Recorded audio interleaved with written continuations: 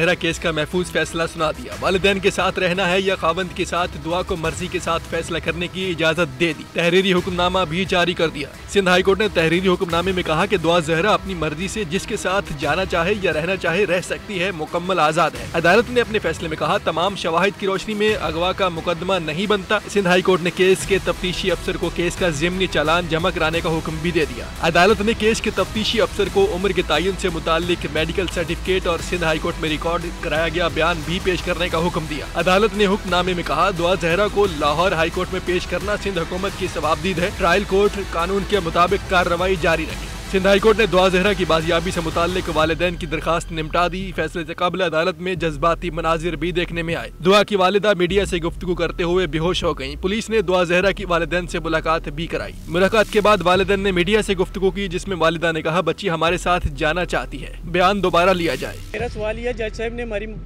Statement دوبارہ بچی کی کیوں نہیں لی؟ بچی دوبارہ اسٹیٹمنٹ دیتی، بچی گھر آ جاتی۔ بچی اب گھر جانے کے لیے ہم نے اس کا سارا ڈر ختم کر دیا تھا۔ 5 منٹ کی ملاقات میں اس کا جو ہوا تھا وہ ختم ہو گیا۔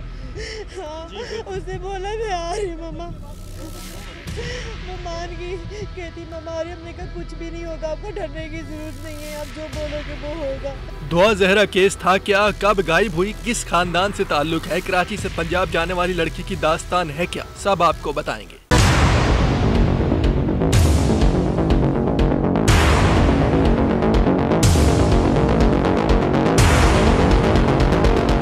16 اپریل 2022 کراچی کا علاقہ الفلاح سوسائٹی کمسن بچی دعا زہرا گھر سے لاپتہ۔ ماں باپ پریشان، ہر طرف تلاش، پولیس کا دروازہ بھی کھٹکھٹایا مگر کوئی سنوائی نہیں ہوئی۔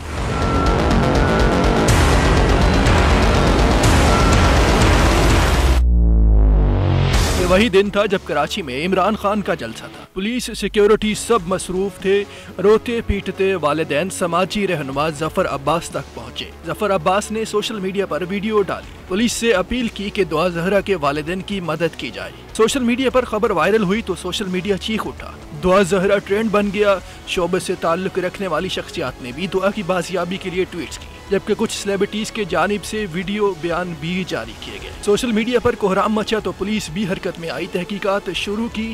اس دوران پولیس نے ایک CCTV فوٹیج بھی جاری کی۔ فوٹیج میں دکھایا گیا کہ ایک لڑکی خود گاڑی میں سوار ہو کر گئی، لیکن دعا کے اہل خانہ نے تردید کی کہ فوٹیج میں نظر آنے والی لڑکی دعا زہرا نہیں ہے، اور بعد میں پولیس کا یہ دعویٰ بھی غلط ثابت ہوا۔ گیٹ پہ وہ کوڑا رکھنے کے لیے آئی، 3 لفافے کے کچرے کی، 2 اس نے رکھے ہیں اور وہ اس کے بعد گھر واپس نہیں ہے۔ پولیس نے اس معاملے کو مشکوک بنانے کی بھرپور کوشش کی۔ یہ دعویٰ بھی کیا کہ دعا کے اہل خانہ کے بیانات میں تضادات ہیں۔ پولیس کے مطابق والد نے بتایا کہ دعا 7ویں جماعت کی طالبہ ہے، جبکہ اسکول انتظامیہ کی جانب سے یہ کہا گیا دعا 3ری جماعت کے بعد اسکول نہیں گئی، اور اس بات کی تصدیق دعا کے کلاس فیلوز نے بھی کی، مگر یہ دعویٰ بھی غلط ثابت ہوا۔ پولیس نے دوران تحقیقات دعا کے گھر کے انٹرنیٹ کی ہسٹری کھنگالی اور دعا کے مرضی سے نکاح کا دعویٰ کر دیا۔ ادھر دعا کے والدین بضد تھے کہ بچی کو اغوا کیا گیا ہے، دعا نے نکاح نہیں کیا۔ دعا کی گمشدگی کا معاملہ سلجھنے کے بجائے الجھتا گیا۔ کسی اور لڑکی کی CCTV ویڈیو چلا کر دعا سے منسوب کرنے پر SHO الفلاح تھانے کو بھی معطل کر دیا گیا۔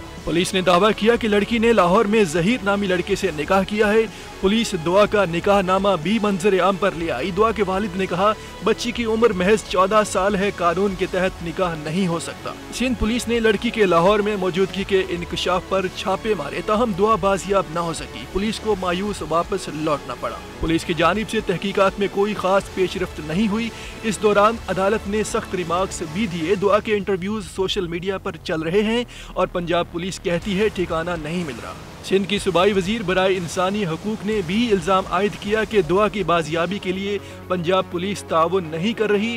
یوٹیوبرز بچیوں تک پہنچ گئے مگر پنجاب پولیس کو کوئی سراغ نہیں مل رہا۔ IG پنجاب کہتے ہیں بچیاں KPK میں چلی گئیں۔ معلوم ہوا کہ یہ منظم گروہ ہے جو بچیاں اغوا کر کے دبئی بھیجتا ہے۔ لاپتہ ہونے کے ایک دن بعد یعنی 17 اپریل کو دعا زہرا اور ظہیر کا نکاح نامہ بھی سامنے آیا، جس کے بعد دعا زہرا کی ایک ویڈیو سوشل میڈیا پر آئی جس میں اس نے نکاح کی تصدیق کی، مرضی سے شادی کر کے خوش ہونے کے بارے میں بتایا اور والدین پر تشدد کا الزام بھی لگایا۔ دعا کے اس بیان کے بعد اغوا کی قیاس آرائیاں دم توڑنے لگیں۔ حالیہ دنوں دعا زہرا نے اپنے شوہر کے ساتھ سالگرہ بھی منائی، جس کی ویڈیو بھی منظر عام پر آئی۔ वालिदैन ने इसको मानने से इनकार कर दिया। वालिदैन का मौक़िफ़ ये था कि लड़की की उम्र कानूनी एतबार से शादी की नहीं। इस दौरान निकाह नामे पर भी सवाल उठने लगे। मस्जिद और काजी तक मीडिया पहुंचा, मगर पता चला सारा मामला जाली है। इस दौरान निकाह ख्वान कारी हाफिज गुलाम मुस्तफ़ा को भी हिरासत में ले लिया गया, जो कि समनाबाद लाहौर का रिहायशी है। दुआ के वालिदैन थानों के चक्कर लगाते रहे। उनका मुतालबा था कि बच्ची का टेस्ट कराया जाए ताकि उम्र का दुरुस्त तायन किया जा सके। वीडियो बनते वक्त ज़हनी हालत का पता भी लगाया जा सके। यह है हमारे मुआशरे का तारीख पहलू, कानून के मुहाफिज इदारे पुलिस का भयानक किरदार। दुआ ज़हरा के वालिदैन आज भी करब और अजियत से गुजर रहे हैं। पंजाब और सिंध पुलिस महीनों बाद भी आए बाएं शाएं।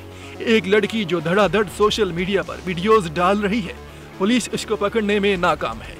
अदालत हुक्म दे रही है मगर पुलिस अमल दरामद नहीं कर रही।